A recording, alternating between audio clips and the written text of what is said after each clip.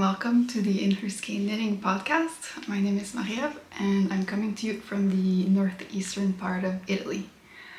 I think this is episode 14 and I actually just realized the other day that it's been a year that I've been making these episodes, which is quite exciting, and I just wanted to point that out because I think I first started because I was feeling kind of lonely knitting wise. Like I didn't really have any knitting friends, so that was like my main goal, to feel a bit more like I was part of the knitting community.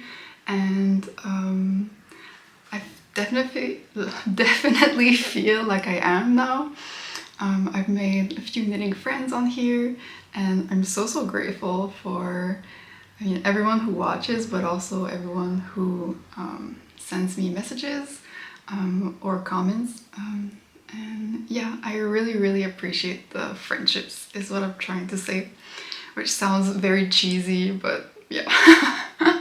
I guess this is also your sign if you've been wanting to start a knitting podcast and you're kind of hesitating like I was. Good things can come from it. So yeah, today I thought I would sit down for a few reasons. I mean, there was a lot of work going on in our building over the last few weeks, so I couldn't really sit down and film because it was way too loud. And today is Friday. I'm probably going to be posting this video only in a few days, but next Tuesday we have a bathroom renovation starting here, so we're going to be moving away for a few days or a few weeks, most likely, hopefully not a few months. Let's see. But yeah, it's kind of like the only time that I have to do this, so it's like now or never. So I feel a bit unprepared and you can see like the chaos behind me right now. But yeah, I thought I would sit down to record an episode. I have a lot of designs on the go, and I don't know, I feel like kind of like in a vulnerable place with these things. I thought I would share them, but like most of them I feel like I'm like in a roadblock place with them, so I don't know how to proceed. So it's like not so nice to talk about, but I think it's pretty rare to see like knitwear designers talk about their struggles. Like yes, you'll hear some things here and there, but like I feel like the struggle is like a big part of it. In my case anyways. But I know that I'm a perfectionist and I overthink a lot and I probably overcomplicate things also, so that might be what's happening. But yeah, anyways. And you might also notice that the image hopefully is better. Me and my husband, we bought a camera. But yeah, I'm like still testing it out, seeing if it's fine. Yeah, let's see. It's like a learning curve. Before I used to use my phone for everything, filming and photography.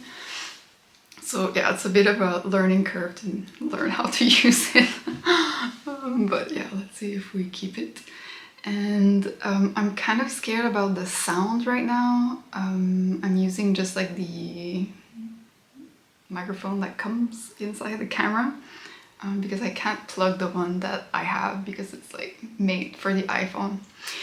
Anywho, so I hope that the sound will not be horrible, but hopefully the image is better.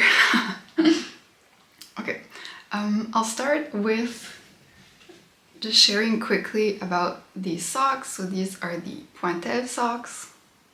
They look like this. They have a nice little folded scallop cuff with some lace at the front. I've shown these a few times now, but the test knit for this ends on Monday, and as previously mentioned, I think I will post this episode probably Tuesday, and hopefully by then the pattern will be released. And if so, then I will write the discount code somewhere, because I always do a discount code for the first few days of the pattern release. So yeah, I was going to say stay tuned, but I think it will be released by the time I post this episode. Yeah, nothing much else else to say about this. Just a big thank you to the test knitters. You can always go on my Instagram account to see all the tester versions, and I think that some of them also posted a few pictures on Ravelry. Alright, oh, and I guess I can talk about what I'm wearing because this is a finished object as well. This is my Doppio sweater by Seunghee Knits on Instagram. And I started this sweater I think in November last year, so it's been on my, or it was on my needles for I think 11 months. I think I bound off, like cast this one off exactly a month after I started, exactly 11 months after I started it. So yeah, it's been on the needles for a while. And it didn't take 11 months to make, but I took a break at some point for a reason that I don't remember. But it's a very, very enjoyable knit and it's very comfortable. It's a compound raglan like this. So the increases in the raglan happen at different rates. So you get like this swirly S-line like that on the raglan. And so it makes for a better fit. And yeah, I really like it. It was really fun to knit. I think I have the ball bands here. I used 6 different strands of lace weight or light fingering weight yarns. I think that in the pattern, I don't remember exactly, but it calls for either like a DK and a suri, or maybe a DK and 2 mohair strands. So you can combine yarns like that, and it's knit at a pretty big gauge. I don't remember exactly, but it must be like a 18 to 16 stitch. I'm not sure. And I think I actually knit this a bit off gauge. But yeah, so one of the strands that I was using is Knitting for Olive Merino in the shade Rose Clay. I don't know where to put this. And then, so it's basically like all pinks and one brownish strand of mohair. And so that Rose Clay is a light pink, and then I had 2 other pink shades that are yarns that I got from Lella Bella, I think is the name of the shop. It's the yarn shop in Venice.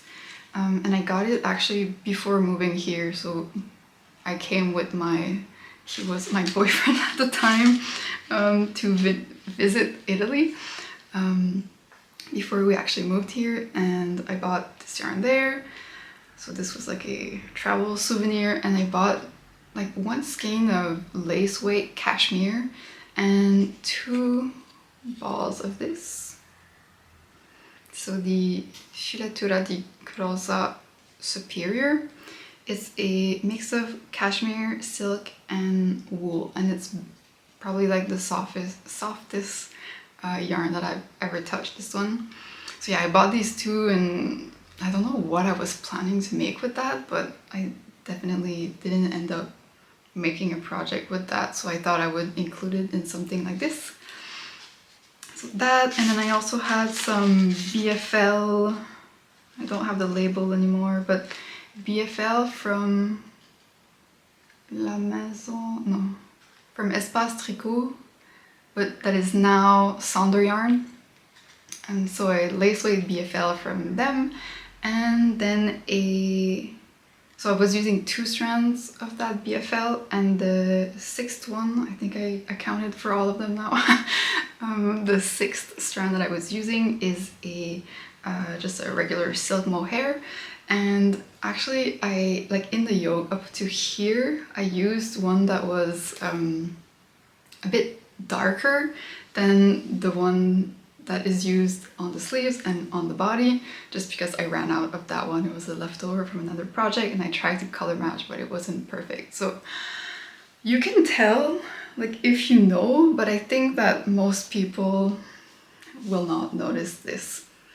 And actually in the last episode I was talking about the cuff, because at some point just before the cuff I also decided to include another strand of something even lighter, because I thought I was going to run out of the dark, like some of the darker strands, so I removed the darker and knit a few rounds of the cuff in this lighter shade, and that one was very noticeable and I wasn't a fan, but I kept it like that until I finished the body, and then I realized that I would have enough, so I actually went and ripped back my cuffs to include the darker color of that yarn so that everything is uniform, or more uniform at least. And yeah, I'm noticing now I made a little mistake here. I think I was supposed, because I think that in the pattern there's like a line here, like a faux seam that goes along under the arm, but I decided to not include that, and so here I had to like decrease an extra stitch, and I forgot to do it the second time I did my cuffs on the first cuff, and so I did the same thing on the second one just so that they would match. Let's pretend that, you know, it was an intentional detail. It's not super nice, but no one will notice that. So yeah, that's it for the Doppio sweater. It's very warm and very soft. I'm very happy with it. Okay, next I'll talk about a new sock design. Oh no, let's talk first about a failed sock design. So basically, before I cast on this one, which is the new sock design, I think I tried to cast on like 5 different socks and nothing was working. I feel like for me, I have so many ideas of things to design, to knit, but it's really hard to like put on the knitting fabric what I have in my head. And sometimes it's just because of like the techniques, like it just is not gonna work. Some other times it's just because, like for a sock for example, you need like a certain multiple of stitches if you want to make many sizes in a pattern, otherwise it won't work. And so sometimes it's that, sometimes I swatch on like a bigger yarn, because swatching on sock yarn is not always fun. So sometimes I make swatches with bigger yarn, and then when I scale down and cast on the sock, like in this case, it just doesn't look good. So yeah, that was one of the design struggles that I encountered in these past few weeks. So I had the idea of making like a ribbed sock, and inside the ribbing you would have like little lace flowers, and this is what it looks like. I don't know if it's going to focus. It just looks very, very messy. Like you can see you have flower, flower, flower, flower here, and yeah, I don't know. Doesn't look good. So I abandoned this one. And then I started swatching for another one, and I think I forgot the swatches. I'm just gonna go grab them. Wait, I started to swatch for another idea that actually came from seeing this sweater on Pinterest. It's from a brand that I probably wouldn't shop from. It's like one of those fast fashion brands. And I've seen this style of sweater a lot, and I think there's actually knitting patterns for something similar. But I really liked how the collar is made with like lace that scallops, with like what I'm assuming is twisted stitches. So that's what I started to swatch for, and in this case I swatched with sock yarn, so I have like these tiny swatches. And yeah, the idea was also, because of the scallop, it also made me think of the crochet flowers that I made for my wedding dress, which have like that shape where they're like kind of rounded at the top, and then it's like a V with like a round and like little tiny petal-like things at the top. So it made me think of that. So this is what I came up with. This is the first swatch. I hope things are focusing correctly. Struggles of the new equipment. Yeah, this was the first swatch with like little baubles and like the flower that turns into a stem here. And I think I like this, but I thought it would be nicer with like something else lower. So then I think with the same yarn that I wasn't really a fan of the color, I swatched for some, I don't know if you can tell, but this is supposed to be like leaves. It didn't look really like leaves, so I abandoned this one. And then I think this came after, which is in the yarn that I'm actually using, and it's much closer to what the sock actually is right now, which I really like. But maybe with like more ribbing, like more twisted stitches here, because originally I wanted to do like this type of flower that goes all the way down on the leg, but then I realized that probably I'm the only one who wants to work twisted stitches and baubles for a whole sock. So then I decided, okay, let's just do the cuff. And I also wanted to swatch with this yarn. And so this one is just essentially almost the same, but kind of switching here so that like the stem part continues throughout the sock. And I ultimately didn't decide to keep this in the actual sock because I think since you're doing like knit stitches, a purl, then a knit through the back loop, a purl, and knit stitches, the first purl stitches is always like very loose. Like the purl stitches that is between a regular knit and a knit through the back loop is always much looser than the one on the other side, and I didn't really like that look. So all of that to say that this is what I came up with in the end. So there's this flower motif just at the cuff here, and it's made with these, is it gonna focus? It's made with these twisted stitches and a few little baubles. And I also decided to like, so that the transition would look nicer with the cuff and the stockinette stitch, I decided to do a lateral braid like this. And yeah, I really like how it looks now. Very cute. And so I decided to call these the Prato Socks, which means like a field or a meadow in Italian, because first off, the color, which is a bit more green in real life. Here it's a bit more like olivey. It's a bit more green in real life. It made me think of a meadow with the little flowers. And so basically the cuff is where all the action happens, and then the rest of the sock is just stockinette stitch. But I wanted to have also a lateral braid at the heel flap, like this. So it's just a tiny extra detail like that.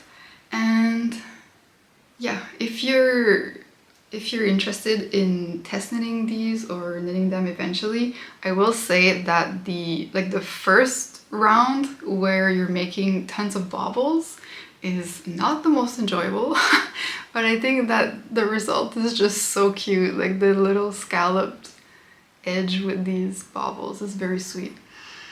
So I personally think that it's worth it. And then you have another 2 rounds with baubles, so those I would say are the most, they're not challenging to knit, but it's definitely longer than, you know, a round of stockinette stitch. But yeah, I really like these. I'm working on the second one right now. I'm almost done, and I'm almost done also to write the pattern. And so I may put down a link here for a testnet call. Otherwise, that's going to be announced on my Instagram account. And I found that with the last pair of the Pointelle socks, there was a lot of people applying like really fast, especially for the smaller sizes. And so I decided to like close it quite early. So I don't know if you're interested in knitting these. I don't know, I don't want to warn you, but yeah, I guess just a little warning that if you really want to test these, to apply fast, because yeah, a lot of people seem to have interest in sock knitting, which is amazing. I'm not complaining, but I think that when I see like so many people apply, I get a bit anxious, because then you need to choose people, and I don't like doing that. So anyways, just a little side note. Oh, also I wanted to ask, because typically for my sock patterns, I've written 3 so far plus that one, but so far I think I've included, if I can, I go down to a 66 stitch count around the leg to a 72 stitch, which is what I've seen most often in patterns. But I'm just curious to hear if you need a smaller size or a larger size. Sometimes it's difficult to go on the smaller end because of like stitch patterns, for example. But if, for example, you want like an 80 stitch sock, please let me know, because I like, it's pretty easy to grade and to include. But I think that it's a bit more difficult to find test knitters for that, but I'm really open to the idea of like extending these size ranges. So yeah, let me know. And then I'll take a break from the designs and go with a like pretty spontaneous project that I cast on the other day. So I was organizing the studio here, where I have like a shelf, and now I have wall shelves with some storage, and so I was like reorganizing things, and I found this in my things.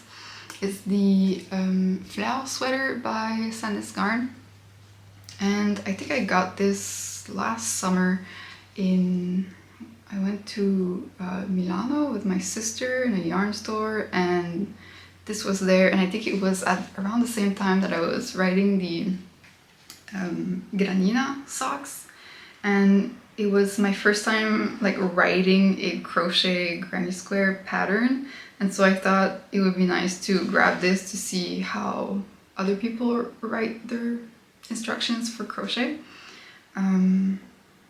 So yeah, I grabbed this, and when I first saw this sweater, I thought it was really nice, and I thought maybe I can make this someday. But after I purchased it, I realized that it's really not size inclusive. There are 4 sizes, and I think that 2 of them have the same bust circumference. So it's not the best, but I really like the granny square or crochet square of this. So I decided to swatch with it, because I also bought some 2 cones like this of Holst garn. I think this is the Supersoft. Yeah, so the Supersoft 100% wool. This is the shade Tobacco. So I bought 2 of this summer to make a blanket. And I did have a design idea in mind, but when I swatched for that, I thought it was such a good idea in my mind. I was dreaming of this project, and then I cast on something, swatch, and I was like, I don't think that it's gonna be enjoyable to make, to design. all of this, and I don't think people will want to make this. And so yeah, if I'm also not gonna be enjoying making it, then it's not gonna happen. So I decided to use the fleur pattern for the granny squares to make a blanket. But now I'm not so sure anymore. It might become a cushion cover. Let's see. So I have one here. This one is unblocked. And this one is blocked. I don't know if you can tell. This one is much more soft now and a bit more fluffy. The Holst garn is, I think, known to have a lot of spinning oil still in it, and so when you wash it, it really blooms nicely. Don't know if you can tell on camera. This is the washed one. Well, so yeah, this was like my little swatches, and then I started to crochet, and this is what I have so far. And there's a few reasons why I'm hesitant to make a whole blanket with this. The first one is that it's very dark. Like, I think if I hold it against the wall like this, you can kind of see the flowers and the motifs, and it looks nice. But I don't know, like if it's a blanket on the couch, I think you're just like not gonna see anything. So I don't know if it's worth the effort. I think it would be really nice in a lighter color. So yeah, I'm hesitant because of that. And I have been doing a join as you go method. I just searched for a YouTube tutorial, and it's basically just like when you're like where you want to join, you make a single crochet into the granny square that you want to join it to. And so yeah, I don't know, I'm hesitant, but I'm really enjoying to work on this. I've even woven in my ends. But yeah, if I decide to not make a blanket with this, then this will definitely become a cushion cover. Yeah, that's it for this new little crochet project. It's worked on, I'm working it with 2 strands of the yarn and a 4mm hook, I believe. Okay, now I'll talk about 2 sweater potential designs. And yeah, I think those are the ones that I am a bit, not scared to share, but a bit hesitant just because I don't know if they will become designs, but I guess it's interesting. If you're like me, you'll find it interesting to hear about the process, I guess. So the first one that I cast on is this one. I ordered some Nocciole yarn from, I don't even know how they pronounce this, Woolle. It's a yarn that is made in Italy. It's 2 yarn shop owners, one in Bologna and one in Turin, who came together to make this yarn. It says that it's made in Italy, and I believe it's made from 100% Italian fibers. This one, it's their only yarn that they have so far. Don't know if they have plans to make different bases. But yeah, this one is 75% wool and 25% Angora. And I'm actually not sure if the Angora is Angora rabbits or goats. I think you can have Angora goats. But yeah, and I think it's called Nocciole, which means in English, I'm pretty sure it means hazelnut. I could be wrong. I will correct myself on the screen if it's not right. But I think this yarn comes from the Piemonte region, which is famous for its hazelnuts. And I think that's why they named this yarn like this, because it's from there. Yeah, they have a lot of hazelnuts, and I believe that's where a lot of the nuts come from to make Nutella. But yeah, this yarn is very, very soft. It's a sport weight, I believe, 50 grams for 180 meters. And yeah, I've been wanting to work with this for a while now. And so I finally bought a sweater quantity and I was excited to cast on something. But as I've said in the beginning, I hit a roadblock. And this one I've swatched so much for this project, like an insane amount of swatches. Because you can like take stitch patterns that are already made, like you can find them online and use them for designs. In this case, I wanted to come up with something on my own.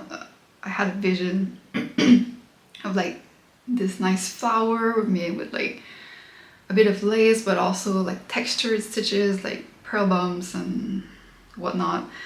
And I was swatching and swatching and it just wasn't working out how I wanted. But I finally came up with, is it this one? No, it's not this one. And it's not this one either. I don't even know if I have the swatch. Wait, it's here. So I came up with this little flower. I don't know if it looks like a flower anymore. I think in the right angle it looks fine. So I don't know, that part is not so much why I'm hesitating about it. The part where the hesitation comes from is that I had this vision for a sweater that is, so which one? Yeah, this is the front. I'll put this down so I can show it better. This is the front, and I wanted these like two strips, I guess, of like lace on the side, because it reminds me of those blouses like that you see like in sewing, where you have like this kind of ribbon that goes through in some areas. Sometimes it's like this, horizontal or vertical. So this was the inspiration. And I also wanted to make something that is a bit fitted, like peplum-y, but not too like peplum. Kind of like, I'll put a picture of a shape of a sweater that I saw that I was like, ooh, this would be nice like in a sweater form. And I even like, I don't know if you can see, but here on the sides, I have some like slip stitch detail with a bit of garter in the center. And this was, I did this like specifically because I wanted to have the decreases for the waist and then the increases for the peplum to be kind of like hidden. And so this type of slip stitch, it really hides well these increases and decreases. So yeah, the part that I didn't think through is grading wise. When I look at the sizing chart that I use to design, which is the one that you can find in, what is the name of the book? I don't see it around. I think it's called the Knitting Pattern Writing Handbook or something like this. I'll pop a picture here. It's a really good reference. I recommend it to everyone. But yeah, I took my sizing chart from there, and if you compare that one, specifically, there's a few points where it differs from the commonly or the freely available sizing charts online. One part I think is the armhole depth, I'm not sure, but the waist for sure is very variable when you look from one size chart to another. So two of the ones that are very popular that you can find for free online are the one from Isolda or from the Craft Yarn Council. Is that CYC? Something like that. So all three of those sizing charts have a very different waist circumference. And of course, like, you're designing with these sizing charts, but it's not everyone in like one particular size that will have these specific measurements anyways. Anyways, all of that to say that the waist circumference between sizing charts varies quite a lot. And so, first of all, I don't know which one to use to design, because how do you choose which one is the most correct? Like, and is there such a thing as being most correct? Like, it depends on the person that's going to wear the sweater. And then there's also the fact that, like, if you look at the sizing charts, for example, if you look at the bust circumference versus the waist circumference for my size, I think there's like a 5-inch difference.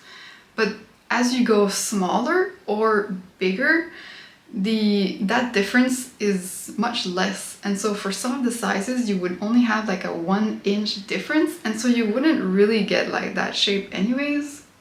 But then at the same time, like, it would depend on the person's body, because you can be the largest size and have a smaller waist and have the same ratio as me. I don't know, I just got like a bit overwhelmed with all of this. And so I put this one on hold while I think of what to do, because I think that this would have to be like you figure out, like, I would obviously explain how to, but you would have to figure out how to do the man, I can't speak anymore. How to do the decreases and increases for your size. So that would be like options in the pattern, but then from the beginning I was already thinking of also making a version for the pattern, but also for myself without waist shaping, so just like a regular straight sweater. And so yeah, I'm still pondering about that, because I really like this yarn, I like this yoke, I really like all the little details. But yeah, I think I'm being too hard on myself. I'm maybe overcomplicating things. I think it's not so complicated. I just need to sit down and to see how I would write it to be like not a made to measure, but like a calculate your own rate of decreases and increases. I think I've just talked it through with you and figured out that this is just what I have to do. So yeah, hopefully this will be worked on again soon. And now I am realizing that my battery is almost out, and so I'll keep the other maybe design for a future episode. And the last thing that I had to talk about is sewing projects. Oh, this is heavy. So I think in my last episode I talked about a few different projects that I wanted to make. I have done none of that, and the reason is that, I mean, I started to try to sew some pants and I got discouraged because the fit of my mock-up piece was not right, and yeah, I just got discouraged. And then I kind of didn't take time again to focus on that. So yeah, and then a few weekends ago I went with one of my knitting friends who watches this channel. She found me actually through this channel. That's how we met. But yeah, she let me know that there was an event at a mill. It's like a wool mill, but they also do a lot of weaving of their yarns into fabrics.